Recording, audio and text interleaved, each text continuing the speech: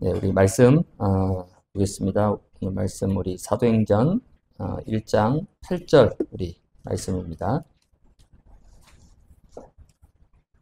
사도행전 1장 우리 8절.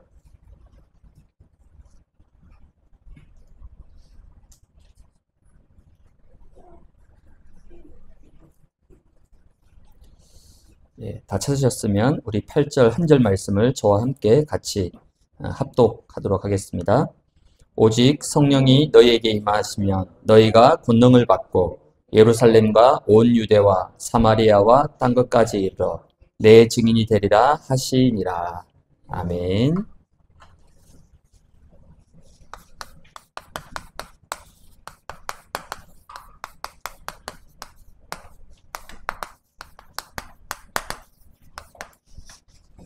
네, 수요 예배는 우리 계속해서 우리 기본 메시지 중심으로 우리가 10주 동안 좀 예배로 인도받고 있습니다. 먼저 우리가 성경 66권을 통해서 하나님이 우리에게 주신 정확한 이 복음의 핵심이 되는 정확한 내용을 우리가 다시 한번 좀 확인하도록 하겠습니다. 마태복음 1장 21절에 보면 성경에 예언되어 있습니다. 이 땅에 구원자를 보내겠다. 어떤 구원자냐면 자기 백성을 그들의 죄에서 구원하실 자. 그 이름도 예언되어 있어. 예수라고 해라. 태어나기 전부터 이름이 주어져 있습니다. 구약 때부터. 예수란 이름 뜻 자체가 구원자라는 거죠. 예수님께서 이 땅에 구원자로 오셨고 근본 문제를 해결하시기 위해서 이 땅에 오셨습니다. 그럼 우리 인생의 근본 문제가 뭡니까? 창세기 3장 1절에서 6절. 하나님 떠난 문제입니다. 여기서부터 모든 게 출발된 거예요. 이걸 볼 수 있는 정확한 눈이 열려야 돼요. 근데 우린 자꾸 다른 데서 문제를 찾아요. 내가 뭘 좀 안 해서, 우리 흔히 말하는 열심히 안 해서, 뭘 안 해서, 안 해서가 아닙니다. 능력이 부족해서 아닙니다. 모든 문제의 출발은 뭐라고요? 하나님과 떠나면서, 하나님과 분리되면서부터 모든 문제가 시작된 거예요. 하나님 떠난 문제 때문에 결국 어떻게 됩니까? 로마서 3장 23절에 모든 사람이 죄를 범했다는 거예요. 무슨 죄입니까? 하나님을 떠난 죄. 하나님 없이 살아가는 거. 그게 가장 큰 죄입니다, 여러분. 그리고 원죄라고 하죠. 이 땅에 왜 재앙과 저주가 찾아옵니까? 원죄를 모르는 거예요.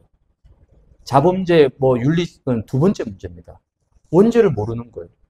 이 땅에 수많은 종교 있습니다. 다 훌륭한 종교들이에요. 근데 원죄는 몰라요. 원죄를 모르기 때문에 계속 재앙과 저주가 찾아오는 거예요. 이 원죄 문제를 해결하지 못하니까 요한복음 8장 44절에 일평생 마귀의 종노릇합니다. 너희 아비 마귀. 시킨 대로 살아가야 돼요. 그래서 예수님께서 구원자로 이 땅에 오신 이유는 이 세 가지 근본 문제를 해결하시기 위해서 오신 겁니다. 어떻게 해결하셨습니까? 요한복음 14장 6절에 내가 곧 길이요 진리요 생명이다.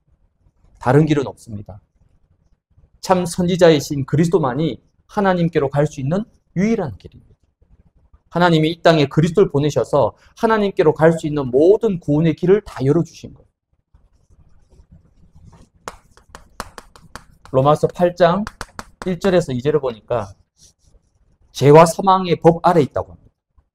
그래서 착하게 살고 바르게 살고 일평생 성실하게 살았는데도 계속 재앙, 저주 터집니다. 왜 그렇죠? 사람이 나빠서가 아니에요. 죄와 사망의 법 아래 있기 때문에 울 수밖에 없는 거죠. 인간 스스로 못 빠져나옵니다. 그래서 예수님께서 특별히 참 제사장이 되셔서 십자가에서 피 흘려 죽으심으로 나의 모든 죄와 저주를 대신 감당하신 거예요. 그리고 참 제사장이라고 합니다. 참 제사장 그리스도를 통해서 이제 더 이상 죄와 사망의 법 아래가 아니라 생명과 성령의 법으로 옮겨졌습니다. 법적으로 옮겨졌어요. 이제 더 이상 죄와 저주, 사단, 지옥 권세 나하고 아무 상관없습니다. 아무 상관없어요. 아무 영향 없습니다. 속으면 안 돼요.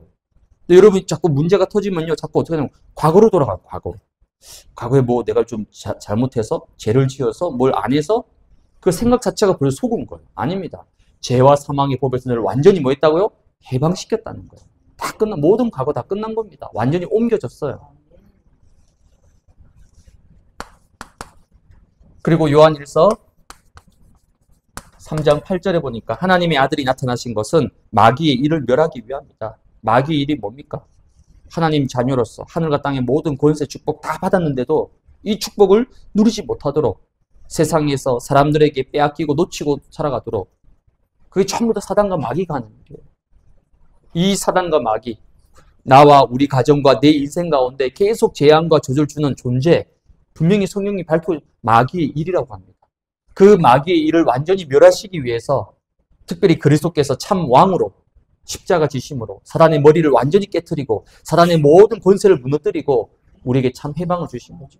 모든 사단과 흑암 권세를 완전히 무너뜨리신 거예요. 그래서 이 근본 문제 세 가지 해결하신 참 그리스도 여러분이 굳게 붙잡으시기 바랍니다. 성경 66권을 통해서 우리에게 주신 언약 성취. 첫 번째는 창세기 3장 15절 여자의 후손. 오늘도 여러분께서 이 여자의 후손 그리스도 이름 붙잡고 모든 문제 사건 속에서도 이 여자의 후손 되심을 고백할 때에 사단이 떠나가는 거예요. 뱀의 머리를 완전히 깨트렸다는 거죠. 끝장은 박살을 냈다는 겁니다, 여러분. 두 번째는 출애굽기 3장 18절 희생제사, 피제사. 피 흘림 없이는 사함이 없다고 얘기합니다. 그리스도의 피를 통해서 모든 이 430년 애국과 사단의 흑암에서 빠져나온 거예요. 오늘도 여러분이 이 십자가 피 붙잡는 거죠. 이 십자가의 피를 붙잡을 때에 사단과 재앙이 무너지게 되는 겁니다. 세 번째는 이사야 7장 14절에 보라 처녀가 잉태하여 아들을 낳을 것이고 그 이름을 임마누엘. 번역한즉 하나님이 우리와 함께 하신다. 나와도 함께 하지만 우리와도 함께 하신다. 임마누엘. 어디에 있어도 괜찮습니다. 임마누엘. 어떤 상황 속에서도 괜찮아요. 왜요? 하나님이 나와 함께 하십니다. 혹시 문제 속에 있습니까? 그 문제 속에서도 하나님이 지금 나와 함께 하십니다. 근데 우리는 그 나와 함께 하신 하나님보다는 문제가 더 크게 보이는 거예요. 내 현실이 더 크게 보이는 거예요. 내가 지금 뭔가 힘들고 어렵고 문제 가운데 있고 이게 더 크게 보인다니까요. 반대로 보셔야 돼요. 문제 있지만 문제보다는요. 나와 함께 하시는 임마누엘 하나님. 내가 어려운 가운데 있지만은 그 속에서 나와 함께 하시는. 네가 물 가운데 지나갈 때 물이 너를 침몰치 못할 것이고 불 가운데 불꽃이 너를 사르지 못할 것이다. 왜요? 임마누엘 하나님이 나와 함께 하시기 때문에. 하나님이 나와 함께 하신다면 그 어디라도 괜찮아요. 혹시 고난길에 있습니까? 고난 중에 있어도 괜찮아요. 왜? 하나님이 나와 함께 하시니까. 다윗이 늘 이 고백했잖아요. 다윗이 이 고백하니까 어떻게 합니까? 원수의 목전에서 주님께서 내게 상을 베풀어 주신다. 사망의 음침한 골짜기를 다닐지라도 나는 해를 두려워하지 아니한다. 왜요? 주께서 나와 함께 하시기 때문에. 이 임마누엘을 붙잡으면요. 반드시 승리하게 되는 겁니다. 마태복음 1장 21절 바로 구원자 예수. 구약의 모든 언약을 성취하신 구원자 예수. 다섯 번째는 그 구원자의 이름이 마태복음 10장 16절에 바로 그리스도입니다. 그 예수님은 그리스도로 이 땅에 오셨어요. 그리스도의 일을 하시기 위해서 오신 겁니다. 그리스도의 언약을 완성하시고 성취하시기 위해서 예수님이 직접 이 땅에 오신 겁니다. 마태복음 28장 18절에서 20절 볼지어다 세상 끝날까지 내가 너와 항상 함께 하시겠다. 약속하셨습니다. 그리고 마지막 일곱 번째 주신 마지막 미션이 뭡니까? 사도행전 1장 8절 오직 성령이 너에게 임하면 권능받고 증인될 것이다. 이 언약이 성취되었고 또 여러분을 통해서 이 시대에 반드시 성취될 겁니다. 이 언약 성취에 증인되는 우리 반석교회 모든 성도님들 되시기 바랍니다. 오늘은 우리가 6주차죠. 전도자의 삶인데요. 여기 있는 우리 모든 한 분 한 분들이 유일한 복음을 가지고 날마다 내 삶 속에서 하나님 자녀의 신분과 권세, 이 구원의 축복을 누리게 되면 반드시 여러분의 삶 속에 하나님의 말씀이 살아서 역사하고 성취되게 되어 있어요. 그럼 이 속에서 기도응답이 어쩌다가 한번 기도응답 받는 게 아니고 힘들 때만 기도응답 받는 게 아니라 나의 삶 속에서 매일매일 기도응답이 살아서 역사하게 되는 거예요. 그러면 우리가 전도하기 이전에 하나님이 하시는 전도의 역사를 현장에서 보게 되는 거예요. 전도는 보는 겁니다. 하는 거 이전에. 하려고 먼저 하니까 전도가 부담되는 거예요. 하나님은 한 번도 우리에게 전도하라고 말씀하신 적이 없어요. 너희는 가만히 서서 뭐 하라고요? 오늘 여호와께서 너희를 위하여 행하시는 구원을 뭐 하라고요? 보라고 했잖아요. 보라고. 보는 거예요. 하나님이 하시는 전도의 역사를 보는 겁니다. 이 응답을 누가 누렸느냐? 요셉이 누렸던 거예요. 어떻게 누렸습니까? 요셉에게는 큰 가정의 상처, 아픔이 있었습니다. 동생 베냐민을 낳다가 어머니가 돌아가셨잖아요. 그러니까 출산 중에 막내 동생이 태어나고 그 과정에서 엄마가 죽은 겁니다. 그럼 베냐민하고 요셉하고 나이 차이가 많지 않으니까 대략 유추해보면 뭐 요셉이 한 3살, 4살? 많아야 4, 5살. 그 정도 나이인 거예요. 그러니까 엄마를 가장 찾고 엄마 품에 가장 사랑받으면서 자라야 될 그 시기에 엄마를 잃은 겁니다. 얼마나 큰 상처와 아픔이겠습니까? 게다가 배다른 형제 10명이 이 요셉을 끊임없이 매일 괴롭힙니다. 결국 그 형들이 어떻게 합니까? 돈 받고 노예로 팔아버리는 거예요. 이렇게 해서 요셉이 어디 갑니까? 애굽의 보디발 집에 노예로 팔려가게 됩니다. 얼마나 한많은 기구한 운명이겠습니까? 근데 중요한 건 뭐죠? 요셉이 이 속에서 무너지지 않았다는 거예요. 보통 대부분 다 무너져 버리거든요. 그 인생이. 요셉은 무너지지 않았습니다. 왜 그렇습니까? 요셉은 이 속에서 오직의 복음을 붙잡고 하나님 나라와 보좌의 축복을 누렸던 거예요. 특별히 창세기 37장에 주신 그 세계복음화의 언약을 붙잡고 요셉은 오직 24 기도 속으로 들어갔습니다. 그 결과 어떤 일이 벌어졌습니까? 창세기 39장 2절에 보니까 여호와께서 요셉과 함께 하심으로 그가 형통한 자가 됐다. 아니 지금과 요셉의 인생은 형통하고 아무런 상관이 없는 정반대였잖아요. 근데 그 가장 힘든 현장에 와서 소망이 없고 완전히 인생의 밑바닥으로 떨어졌는데 거기서 하나님은 요셉을 형통한 자로 세우십니다. 이 축복을 요셉이 누렸는데 어떤 일이 벌어집니까? 창세기 39장 3절에 보니까 주인 보디발이 여호와께서 그와 함께 하심을 보며 또 여호와께서 그의 범사에 형통하게 하심을 보았다. 봤다는 거예요. 누가요? 불신자가. 아니 요셉이 노예 주제에 뭘 할 수 있었겠습니까? 노예 주제에 주인한테 말이나 한번 걸 수 있겠습니까? 쳐다나 볼 수 있겠어요? 노예인데. 그것도 히브리 노예가. 근데 불신자 주인이 요셉을 보고 하나님이 함께 하시고 하나님이 형통케 하심을 보고 보았더라고 얘기합니다. 불신자가 봤다는 거예요. 그래서 4절에 보니까 하나님이 보디발을 통해서 요셉을 가정 총무로 삼고 자기의 모든 소유를 다 맡겨버린 거예요. 한마디로 금고 열쇠 다 맡겨버린, 노예한테 다 맡긴 거예요. 이건 당시에는요 상상도 할 수 없는 파격적인 일입니다. 아니 가족도 아니고 노예로 잡혀온 히브리 다른 민족 노예한테 전 재산과 모든 비밀번호 금고 다 맡겼다니까요. 그럼 요셉이 뭔가 특별한 게 한 게 아닙니다. 하나님이 주신 것을 삶 속에서 현장에서 누린 것밖에 없어요. 이걸 보고 우리는 뭐라 하냐면 전도자의 삶이라고 합니다. 요셉이 이걸 누린 거예요. 어디에서요? 노예 현장에서, 감옥 현장에서. 그래서 이 전도자의 삶이라는 것은 뭔가 특별한 삶이 아닙니다. 뭔가 대단한 삶이 아니에요. 원래 하나님은 우리가 이 전도자의 삶을 살도록 처음부터 우리를 창조하셨고 이렇게 만드셨고 이렇게 디자인하셨습니다. 이게 창조의 원리예요. 근데 창세기 3장 이 사건 때문에 이 축복을 다 놓치고 빼앗겨버린 거예요. 그래서 오늘 전도자의 삶, 이 전도자의 삶의 시작은 뭐냐면요. 여러분이 정체성을 회복하는 것에부터 시작됩니다. 내가 누구인지를 알아야 되잖아요. 여러분이 워낙 세상에서 일하고 돈 벌고 세상 사람들과 뒤엉켜서 경쟁하고 살다 보니까 순간순간 어떻게 됩니까? 내가 누군지를 놓쳐버리는 거예요. 그래서 제가 요즘 대학 전도학교를 지금 2주째 계속 가고 있거든요. 저기 인하대 미초굴 앞에 있는 그 글로벌 제자교회. 거기서 이제 경인지역 대학 전도학교 합니다. 거기 랩런트들이 적을 땐 5-6명, 많으면 7, 8명 와요. 각 대학의 랩런트들이 와서 이렇게 포럼하는 걸 제가 자세히 보면요. 제일 많이 뭐냐면 이걸 놓치는 거예요. 아니 분명히 교회에서는 렘넌트인데 학교 현장에 가면 렘넌트가 아닌 거예요. 아니고 싶어서 아닌 게 아니라 모든 환경과 상황이 아닌 거예요.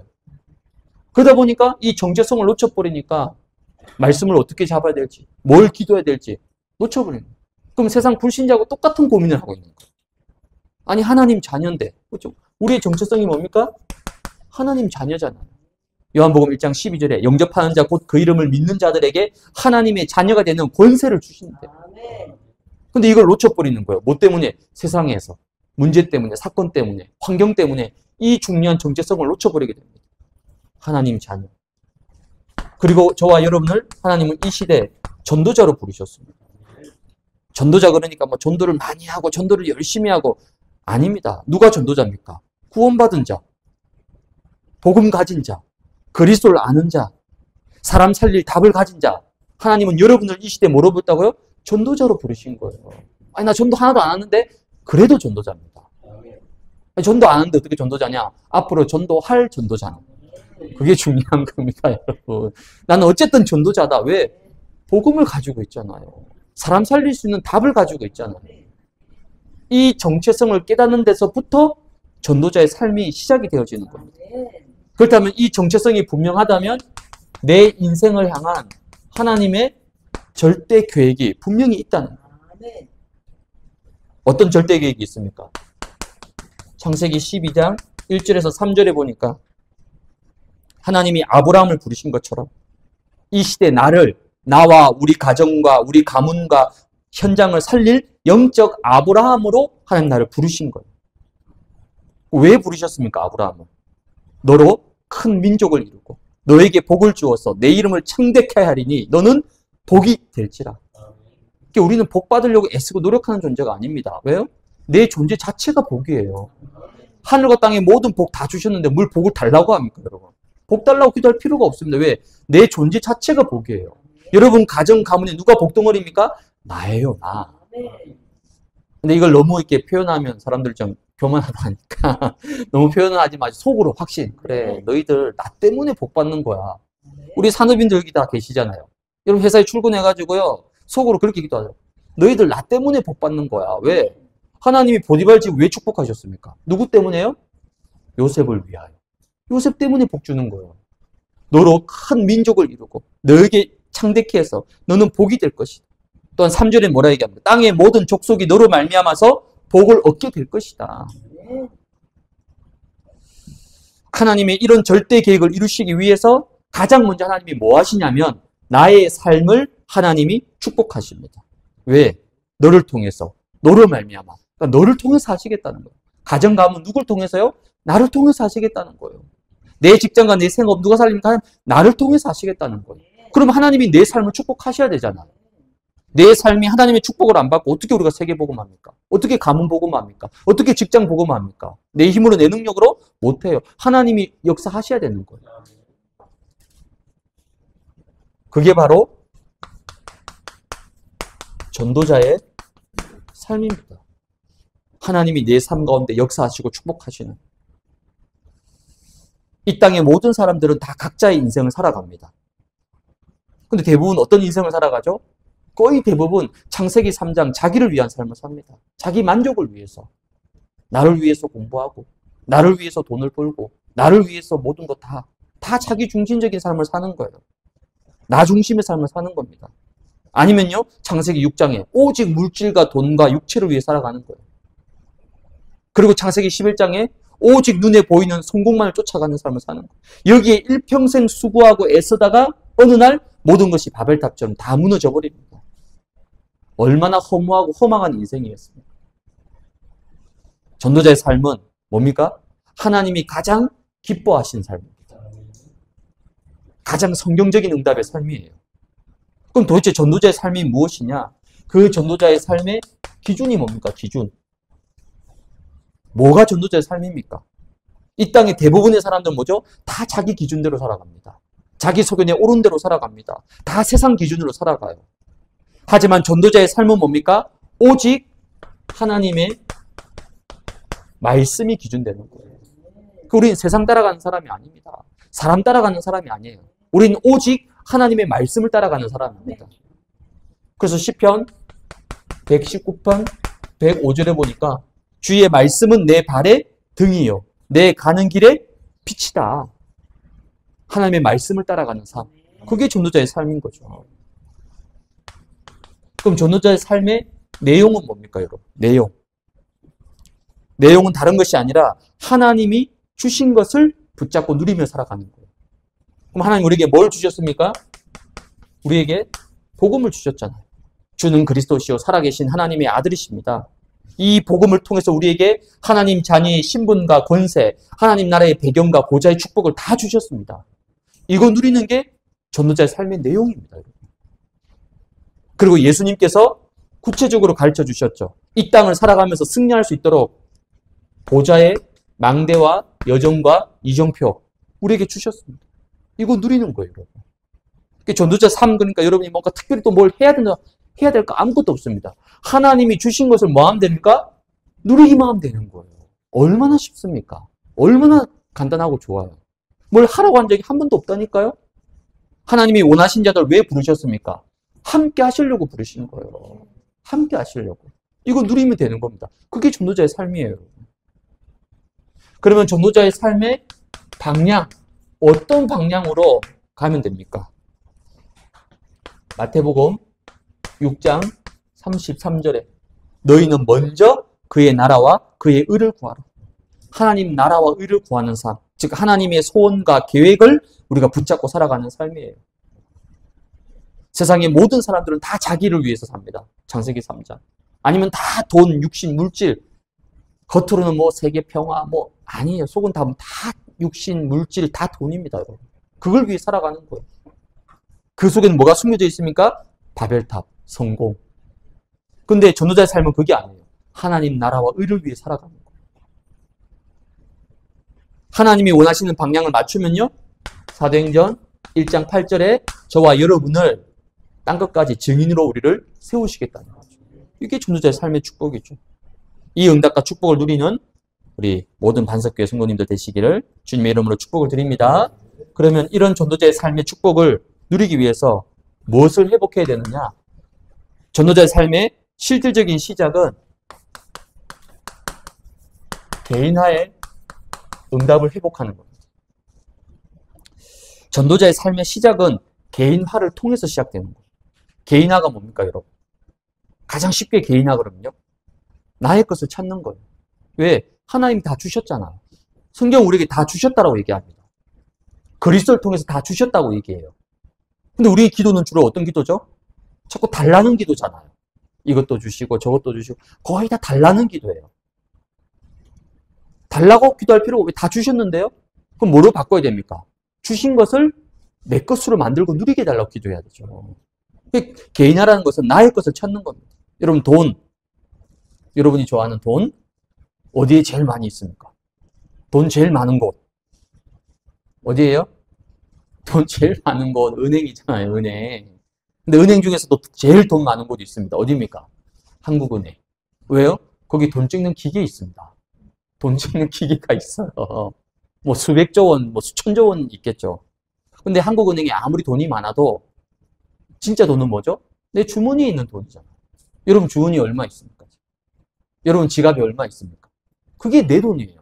한국은행에 수백조 원이 있어도 그거 다 내 돈 아니에요. 예수가 그리스도고 모든 문제 해결자 이건 다 아는 사실입니다. 모르는 사람 아무도 없어요. 근데 그게 진짜 내 겁니까? 진짜 건 뭐죠? 내 주머니에 있는 돈이 내 거잖아요. 예수가 그리스도라는 건 메시지 몇 번 들어보면 다 아는 거예요. 여러분 30년 동안 들어왔잖아요. 근데 그거 말고 진짜 내 것이 뭡니까, 여러분? 개인화는 그걸 찾는 거예요. 그래서 로마서 16장 25절에 보니까 나의 복음과 예수 그리스도를 전파함은이라고 합니다. 나의 복음. 이 로마서 16장의 제자들은 나의 복음이 확실하고 나의 복음으로 결론과 답이 난 사람들이라는 거예요. 나의 복음으로 결론이 나니까 이제 뭐 할 수 있습니까? 예수 그리스도를 전파할 수 있다는 거예요. 그럼 무엇이 개인화되어져야 되느냐? 개인화의 첫 번째는 바로 복음이 개인화되는 거예요. 복음 알죠? 근데 안다고 내 것입니까? 아니에요. 아는 거하고 내 거하고는 달라요. 성경에서 안다라는 건요, 학습 지식을 얘기하는 게 아닙니다. 성경에서 안다라는 것은 실제 이 사실을 내가 믿고 누리고 체험한 것을 보고 우리가 안다라고 얘기합니다. 그럼 복음이 개인화된다는 말은 이 복음이 오직이 돼야 되는 거지. 오직으로 답이 나는 겁니다. 복음으로 완전히 해답과 결론이 나는 거예요. 그래서 요한복음 19장 30절에 다 이루었다. 다 이루었다. 즉 다 끝났다는 거죠. 그럼 이거 모르는 사람 누가 있습니까? 다 아는데. 우리가 늘 믿음으로 고백하잖아요. 그리스도 다 이루었다. 다 끝냈다. 근데 뒤로 돌아서서는 우리가 또 고민하고 갈등하고 염려하잖아요. 그 말은 무슨 말입니까? 이 사실을 진짜 안 믿는 거예요. 말로는 다 끝냈다고 얘기했는데 실제 문제 앞에서는요 또 흔들리고 갈등합니다. 이 요한복음 19장 30절이 나의 결론으로 나지 않으면 계속 여러분이 고민하고 갈등해야 돼요. 문제 생길 때마다 왔다 갔다 해야 됩니다. 그럼 우리 인생이 늘 문제 해결의 시간과 에너지를 다 쓰게 되는 거예요. 그래서 복음의 개인화란 말은 나의 복음입니다. 나의 복음. 나의 복음이에요. 성경이 말한 저 복음이 나의 복음이 되는 거예요. 성경에서 말한 그 그리스도가 나의 그리스도가 되는 겁니다. 내 인생의 내 문제를 해결하신 그리스도가 되는 거예요. 그래서 나의 복음이라는 것은 내가 누리는 복음, 내가 힘을 얻는 복음, 그게 나의 복음입니다. 이 나의 복음이 확실한 사람이에요. 그게 복음이 개인화된 사람이에요. 그러면 어떤 문제 사건이 터져도 잠시 흔들릴 수 있지만은 결국은 승리합니다. 왜 그렇죠? 사단이 알아요. 이게 진짜인지 가짜인지를 안다니까요. 그래서 그 신약 성경이 어디입니까? 주여 주여 막 제자들이 외치니까 주여 주여 하는 자마다 천국 가는 게 아니라는 거예요. 말로 입술로는 주여 할 수 있죠. 사단도 압니다. 바울도 아니고 내가 그것도 아는데 너는 누구냐고 얘기하잖아요. 사단이 알아요. 이게 진짜 자기 건지 아닌지를 압니다, 여러분. 그래서 이 복음이 이제는 완전히 여러분에게 뭐가 됩니까? 각인되고 뿌리 내리고 체질되는 거예요. 그게 복음의 개인화입니다, 여러분. 그래서 아예 망대를 완전히 바꿔버리는 거예요. 그게 복음의 개인화입니다. 두 번째는 말씀이 개인화되는 거예요. 성경 66권의 모든 하나님의 말씀, 로고스의 말씀입니다. 이 로고스의 말씀이 나에게, 로고스는 다 누구나 읽으면 아는 말씀이에요. 근데 이 로고스의 말씀이 나에게 은혜가 되고 부딪혀오고 깨달아지는 건 다 각자가 다릅니다. 그걸 보고 우리가 레마라고 하죠. 이걸 찾아내는 겁니다. 말씀의 개인화. 즉 나의 것이 있어야 돼요. 말씀. 내가 붙잡고 있는 말씀. 정말 위기와 문제가 왔을 때 내가 그 말씀 붙잡고 문제 사건을 뛰어넘어서 그 말씀의 능력을 체험한 나의 말씀. 이렇게 말씀을 자주 듣는 것도 좋지만은 나에게 주시는 뭡니까? 나의 말씀을 여러분이 반드시 찾아내서 붙잡아야 됩니다. 그래야지 문제가 와도 흔들리지 않는 거예요. 왜? 말씀 위에 서 있기 때문에. 말씀에 뿌리 내린 자는요 결코 흔들리지 않습니다. 말씀에 뿌리 내린 자는요 사람이 뭔 말해도 거기에 시험 들고 낙심하지 않습니다. 왜? 하나님의 말씀이 살아서 내 안에 역사하는데. 이 나의 말씀을 찾기 위해서 뭐 하라고요? 여러분들이 말씀을 정리하고 그리고 그 정리한 말씀을 가지고 여러분이 묵상 속에 들어가고요.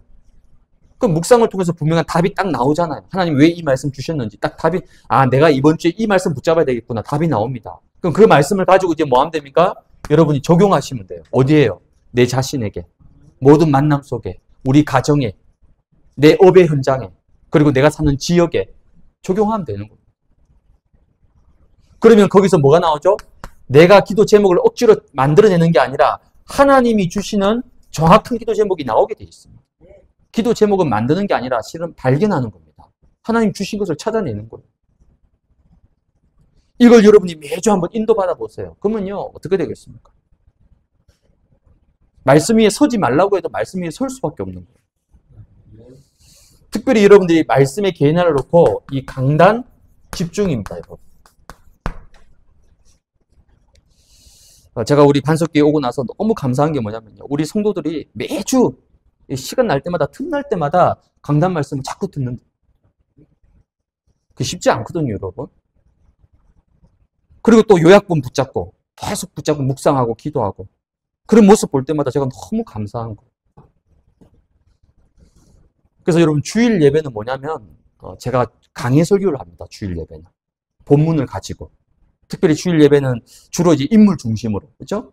노바디 나띵 속에 있었던 그 연약한 자들이 예수 그리스도 만나서 치유되고 살아나는 저는 그런 부분들을 가지고 인물 중심으로 지금 강해, 본문 중심으로 강해 설교합니다.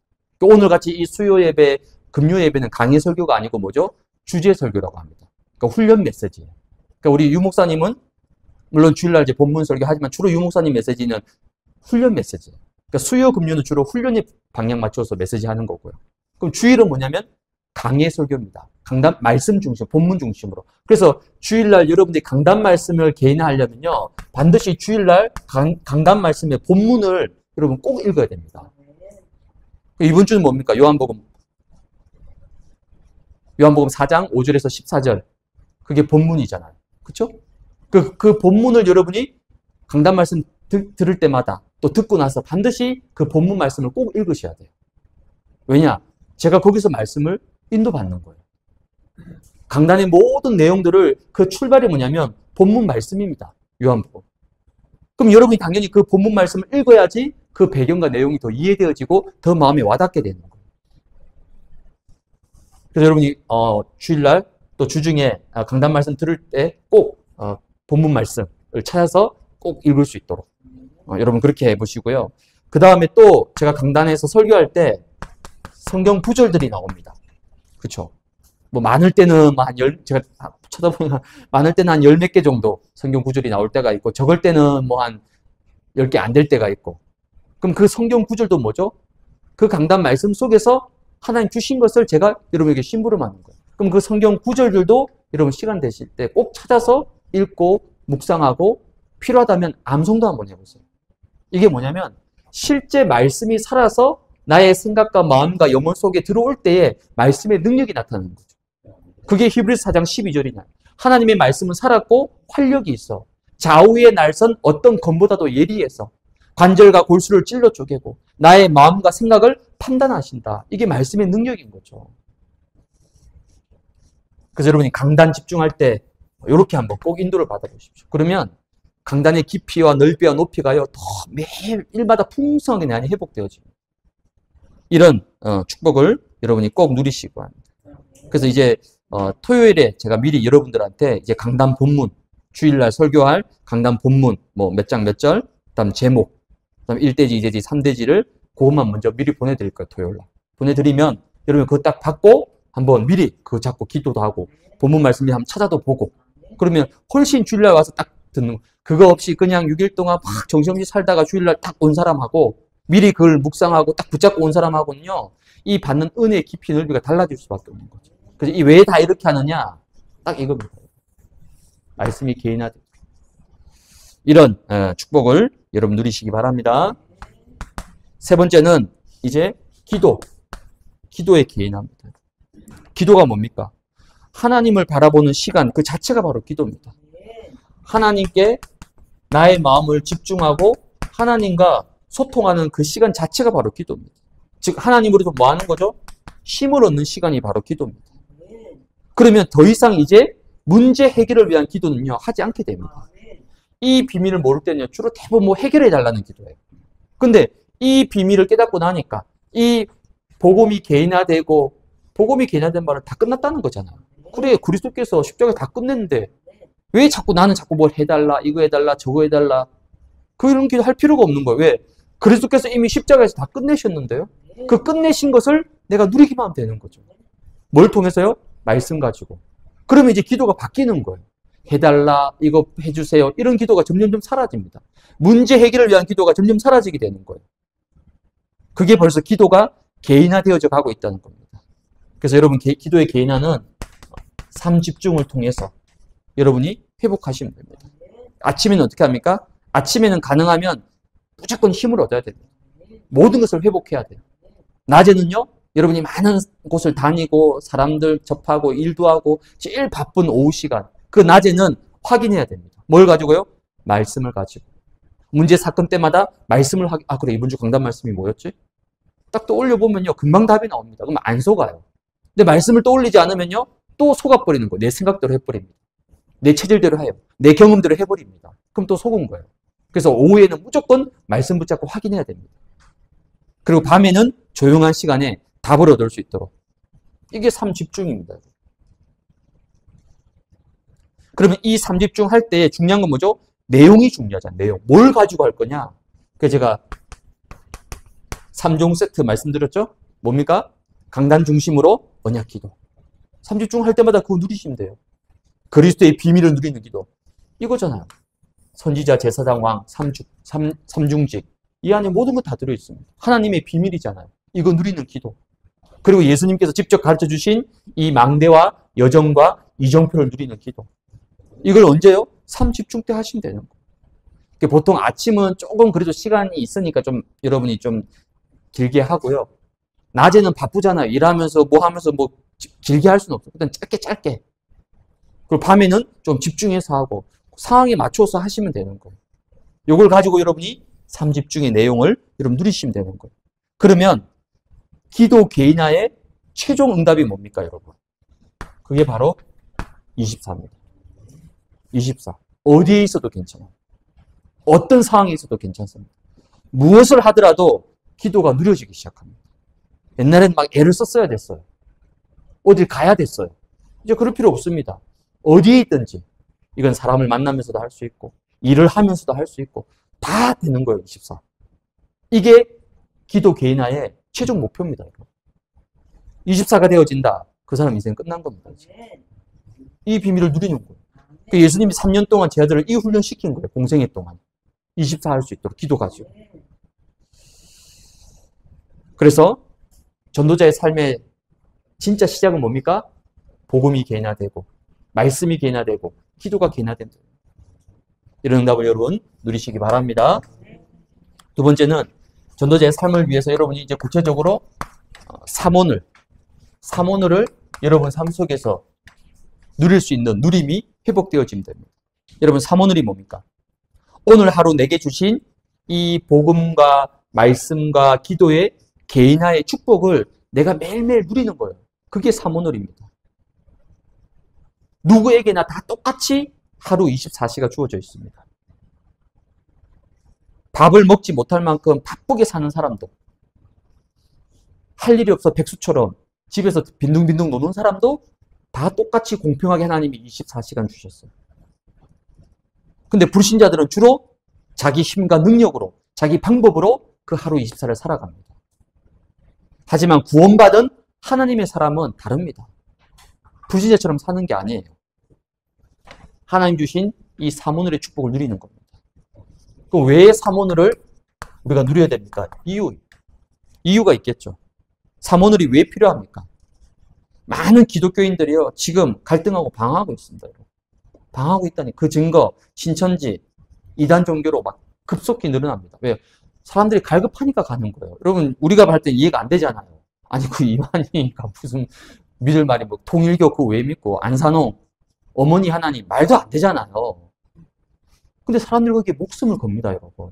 젊은 대학 친구들이요, 몰려듭니다. 아니, 그 지성인들이 왜 그 갈까요? 그만큼 갈급하다는 거예요. 답이 없다는 거예요.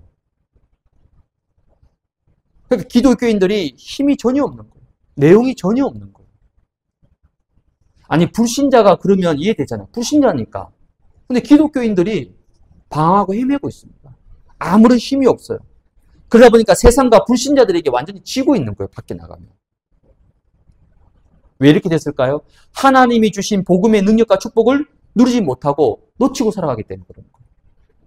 이걸 제대로 회복하고 누려야 되는 겁니다. 뭘 통해서요? 삼오늘을 통해서. 그럼 삼오늘을 통해서 뭘 합니까? 여러분이 제일 먼저 힘을 얻어야 됩니다. 어느 정도로 세상과 현장을 넘어설 수 있을 만큼 영적 힘을 얻어야 돼요. 왜 갈등합니까? 갈등한다는 그 자체가 뭐죠? 힘이 없다는 거예요. 문제에 끌려가는 거예요. 여러분 몸이 건강한 사람은요, 좀 감기 기운이 조금 찾아와도 그냥 좀 왔다가 쓱 갑니다. 지나가 버려요. 근데 면역력이 떨어지고 컨디션이 안 좋으면 어떻게 됩니까? 작은 감기가 와서 일주일 내내, 아니 어떤 사람 한 달 내내 계속 막 감기 시달립니다. 무슨 말이죠? 면역력이 약해졌다는 거죠. 영적으로도 마찬가지입니다. 여러분 영적 힘이 있으면요. 누가 뭐 한마디 툭 던져도요. 그게 크게 내 마음에 상처가 되지 않아요. 왜? 내가 충만하니까. 근데 여러분 이래서 내가 조금 충만하지 못하고 영적으로 좀 힘 떨어져 있을 때요. 누가 어떤 말 한번 탁 해보죠. 그거 딱 걸려버리면요. 뚜껑이 열립니다. 여러분. 그건 무슨 말이죠? 힘이 없다는 거예요. 아, 이 사람이 힘이 없구나 지금. 영적 힘이 없구나. 그 말을 이길 수 있는 힘이 없어요. 그 상황을 뛰어넘을 수 있는 힘이 없는 거예요. 그 사문으로 뭐냐면 영적 힘을 회복해야 됩니다. 나를 이기고 세상을 이기고 사단을 이길 수 있는 힘을 회복하는 거예요. 또한 사문으로 뭡니까? 방향을 제대로 찾는 거예요. 우리의 싸움은 방향성입니다. 세상은 여러분에게 속도를 요구하잖아요. 무조건 빨리.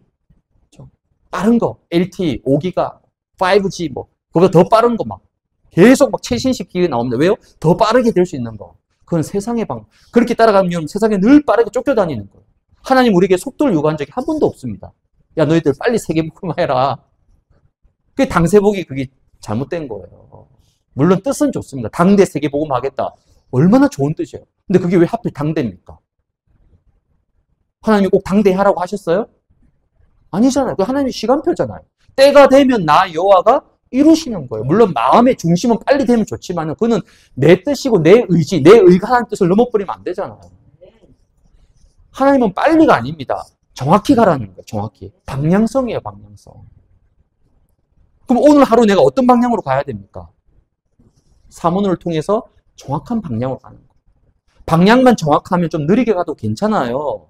더디게 가도 괜찮습니다. 왜? 어차피 목적지에 정확히 갈 거니까. 좀 느리게 가면 어때요? 정확하게 가는 게 중요하지. 근데 요거를 못 참아가지고 막 자기 인본주의 있어서 빨리 가려고 하다가 어떻게 됩니까? 방향이 잘못됐어. 그럼 어떻게 합니까? 다시 또 돌아와야 돼요. 얼마나 시간 낭비입니까? 차라리 천천히 가더라도 정확한 방향으로 가야 되는 거예요. 그리고 사문으로 뭡니까? 하나님이 주시는 참된 행복을 찾고 누리는 거예요. 이게 사문을의 이유입니다, 여러분.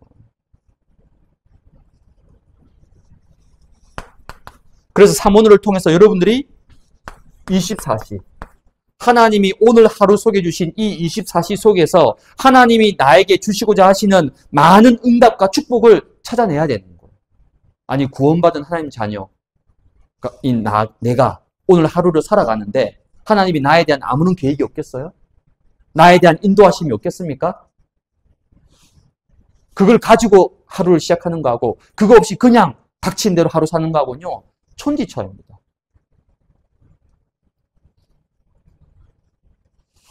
그래서 오늘 하루 이 24시 속에서 하나님이 나에게 주시고자 하는 많은 축복과 응답을 찾아내야 되는 거예요.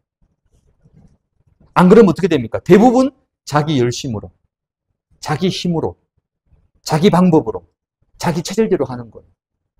그럼 하나님과 전혀 방향이 맞지 않는 거예요. 하나님하고 아무런 상관없는 삶을 사는 거예요. 그래서 사문을 통해서 하나님이 주시는 24의 축복을 회복하고 누리셔야 되는 거예요. 그게 사문을입니다. 그러면 사문을의 내용이 도대체 뭡니까, 여러분? 사문을의 내용. 광야 40년 동안 하나님이 이스라엘 백성들을 어떻게 인도하셨죠? 철저하게 뭐 중심으로요? 성막 중심으로. 그 성막 속에 있는 뭡니까? 지성소에 있는 언약궤 중심으로. 그래서 언약궤가 움직이면 이스라엘 백성은 하루가 시작되는 거예요. 그 언약궤를 따라서 하루 종일 광야를 걸어가는 거예요. 언약궤가 멈추면요? 멈추는 거예요. 40년 동안 철저하게 성막 중심으로 언약궤 중심으로 하나님 이스라엘 백성들을 완벽하게 인도하신 거예요.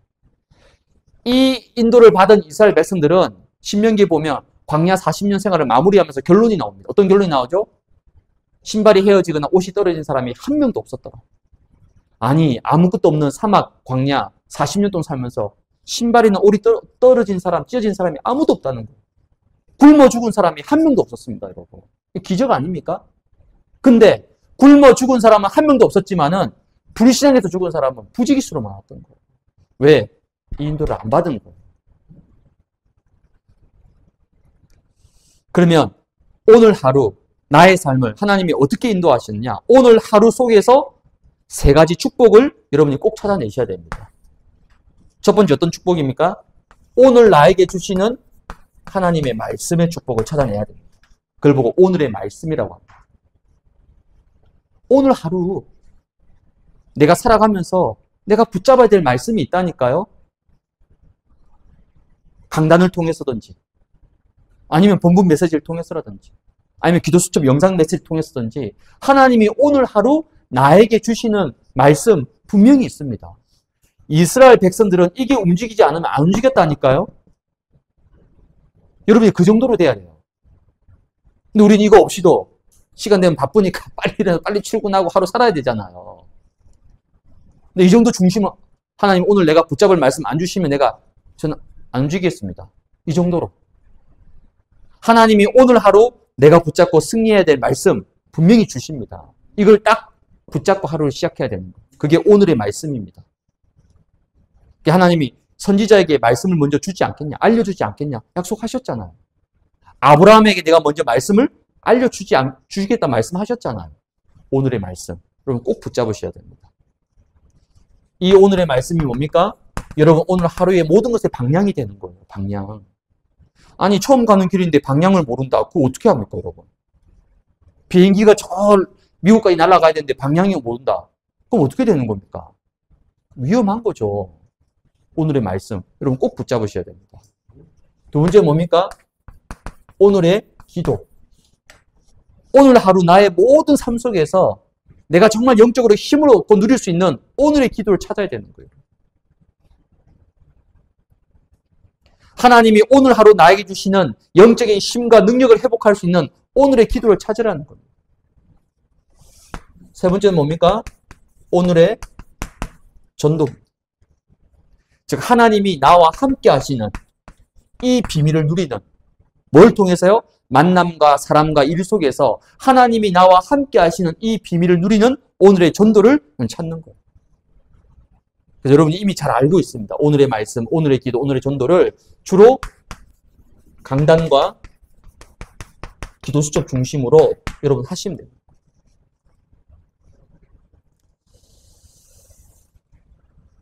그래서 여러분이 하루 24시 속에서 하나님 나에게 주시는 많은 응답과 축복을 찾아내고 누리는 그런 전도자의 삶의 주역이 되시기를 주님의 이름으로 축복을 드립니다.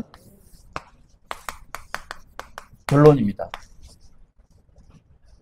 하나님께서 매일 나에게 주시는 이 복음과 말씀과 기도의 개인화의 축복을 누리게 되면 여러분에게 반드시 하나님이 나의 축복을 주십니다.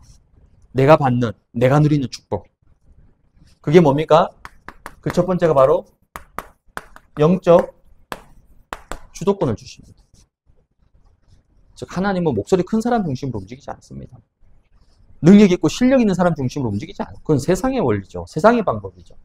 하나님 나라의 방법은 다릅니다. 뭐죠? 이 영적인 축복을 누리는 자 중심으로 모든 것을 움직입니다. 말씀 붙잡은 자 중심으로 움직인다니까요. 이 나라는 대통령 중심으로 움직여지고 이 나라는 저 용산에 있는 대통령실 중심으로 움직이지만 전 세계는 미국 중심으로 움직이지만 그 트럼프가 착각하는 거죠. 내가 미국 대통령이니까 전 세계가 내 중심으로 움직여야 된다. 그건 자기 생각입니다. 영적 세계는 달라요. 한 누구 중심으로 역사하십니까? 말씀 붙잡은 자 중심으로. 기도의 비밀 가진 자 중심으로. 성령의 역사를 아는 자 중심으로 모든 것을 움직이는 거예요. 하나님이 영적 주도권을 주시면요, 싸울 필요가 없어요. 막 저걸 빼앗으려고 막 기싸움하고 할 필요가 없습니다, 여러분. 왜? 하나님이 주시잖아요. 요셉이 막 애굽에 가서 막 어떻게 하니 총리가 되려고 막 기회를 노리고 막 호시탐탐했습니까? 아니에요. 요셉은 그런 거 전혀 관심이 없었어요. 근데 하나님이 계속 요셉을 막 등을 떠미는 거예요. 너 총리 하라고, 너 간수장 하라고 계속 떠미는 거예요. 보디발 집이 누구 중심으로 움직였습니까? 아무것도 아닌 하찮은 노예 중심으로 움직이잖아요. 영적 주도권입니다. 이거 주시면요, 싸울 필요도 없습니다. 주도권 싸움 할 필요도 없어요. 다 양보. 이삭이 다 양보했잖아요. 왜? 셈의 근원을 가지고 있으니까. 근원을 가진 자는요, 다 양보하고 줘버립니다. 왜? 저도 이 근원이 있는데, 근본과 본질이 있는데, 그거 안 뺏기려고 막 싸우고, 그 바보 같은 거예요, 여러분. 세상은 치고받고 싸우잖아요. 그건 세상의 원리입니다. 하나님 나라의 방법은 다릅니다. 영적 주도권. 여러분이 이 전도자의 삶의 축복 누려버리면요, 여러분 가정, 가문, 누구 중심으로? 여러분 중심으로 움직이게 돼 있습니다. 여러분 직장과 생업, 사업 누구 중심으로요? 사장님 중심이 아니에요. 이거 축복 누린 자 중심으로 모든 산업을 하나님이 움직이신다니까요. 이게 영적 주도권입니다. 이를 위해서 여러분이 오늘 나의 사모늘을 여러분 찾으셔야 됩니다. 나의 사모늘. 사모늘을 쭉 계속 하시는 분도 있고 또 했다가 안 했다 하시는 분들도 있을 거고 또 행글복 뭐 카톡에 올리기도 하고 우리 예전에 많이 했잖아요. 그렇죠? 근데 그런 방법적인 거 말고 뭐 억지로 하는 거 말고 말씀드리자. 사모늘은요. 여러분 이겁니다. 그래서 제가 방법적인 걸 구체적으로 얘기하지 방법적인 거 제가 말씀드릴 수 있습니다. 양식 다 있어요. 저 가면 컴퓨터에 양식 이만큼 있습니다. 이거 종이 다 나눠서 무조건 하라고 매일 아침에 올리라고 그렇게 할 수 있지만 그게 아니잖아요. 방법이 중요한 게 아니에요. 사모늘의 근본은 뭡니까? 내가 힘을 얻어야 돼요. 매일매일 카톡에 올리고 녹취하고 다 했는데 이거 못 누린다. 그 사모늘 잘못된 겁니다. 어떤 사모늘인지 간에 힘을 얻어야 돼요. 하나님이 정말 원하시는 방향을 찾는 거예요. 하나님 주신 참된 행복을 누리는 거예요. 그 방법은 어떻게 하는? 실질적인 방법은 나에게 맞게끔 여러분 하시면 돼요. 내가 가장 편안하게 할 수 있는 방법. 나의 사모늘을 찾아내셔야 되는 거예요. 근데 이 나의 사모늘을 주로 어떻게 하냐면 여러분이 우리가 지금 3집중을 많이 얘기하고 있으니까 3집중을 활용하시면 돼요. 3집중. 아침에 사모늘은 여러분 조금 왜냐면 뭐든지 하루 시작이 중요하잖아요. 하루 시작할 때 이거 붙잡지 못하면 하루 종일 헤매며 살아가야 돼요. 그래서 아침에는 여러분 좀 바쁘시더라도 이 사모늘을 조금 정확하게 붙잡고 할 수 있도록 시간을 가지시고 낮에는 바쁘잖아요. 낮에는 그 상황에 맞춰서 간단하게 짧게 하시면 돼요. 밤에는요. 하루를 정리하고 마무리하면서 좀 깊게 하시면 되고요. 그러니까 3집중을 활용해서 나의 사모늘을 연결시키면 되는 겁니다. 그러면 찾아오는 게 뭡니까?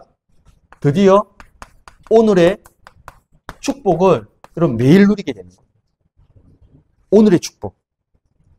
아침에 눈 떠서 그냥 습관적으로 어차피 오늘 하루 뭐 일해야 되고 나가서 살아야 되고 그렇게 매일매일 반복되는 그런 메말라 있는 오늘의 삶이 아니라 또 살아가야 되기 때문에 먹고 살아야 되니까 입에 풀칠해야 되니까 돈 벌어야 되니까 그렇게 사는 오늘이 아니라 오늘 하루 24시 속에서 하나님이 나를 위해서 준비해 놓으신 어마어마한 하늘과 땅의 축복을 내가 마음껏 찾아 누리는 거 그게 진짜 오늘다운 오늘입니다. 이 오늘을 여러분 회복해야 되는 거예요. 그래서 오늘의 축복 여러분이 참 치유자. 이 물을 마신 자는 다시 목마르게 될 것이다. 여러분 세상의 것 아무리 해보십시오. 좋은 거. 결국 또 목마르면 돌아서면 또 목말라요. 그러나 내가 주는 물을 마신 자는 영원히 목마르지 아니할 것입니다. 영생하도록 솟아나는 샘물이 될 것이다. 영원한 생명수 되시는 예수 그리스도를 통해서 참된 치유의 역사 매일매일 누리셔야 됩니다. 그러면 여러분의 삶이 참 예배자가 됩니다. 이 산도 아니고 저 산도 아니고 예루살렘도 아니에요. 어디입니까? 하나님이 거하시는 곳. 내가 바로 하나님의 성전이잖아. 너희가 하나님의 성전이다. 그럼 내가 있는 곳에서 가정에 있던 집에 있던 직장에 있던 생업 현장에 어디에 있든 간에 내가 있는 곳에서 내 삶 자체가 하나님을 바라보는 삶의 예배. 그게 진정한 예배잖아요. 하나님 나라와 보좌의 축복을 누리는 참된 예배. 가는 곳마다 아브라함처럼 단을 쌓는 참 예배자의 축복을 누리게 되는 거예요. 그럼 여러분을 통해서 참 전도자 와서 내가 만난 이 그리스도를 한번 만나보라고. 이런 축복을 누리는 오늘로 여러분 회복되어집니다. 그게 뭐라고요 오늘? 전도자의 삶이라는 거예요. 그래서 여러분이 뭐 방법적으로 어떻게 이렇게 저렇게 그게 아닙니다. 하나님 주신 가장 근본적이고 본질적인 축복을 누리는 게 바로 전도자의 삶인 거예요. 하나님은 여러분들이 전도자의 삶을 살길 원하십니다. 내가 뭔가 대단하게 뭔가를 하고 대단하게 큰 돈을 벌고 큰 일을 하고 아닙니다. 전도자의 삶. 이 삶을 살 때 여러분 자신이 살고 가정이 살고 자녀와 후대가 살고 생업과 산업이 살고 여러분 한 사람 때문에 모든 거 살아나게 되는 거예요. 사마리아 여인이 이 축복 누렸잖아요. 예수 만나고 나서. 그러니까 사마리아 성 전체가 다 살아나게 되잖아요. 이런 응답받는 우리 반석교회 성도님들 되시기를 주님의 이름으로 축복을 드립니다.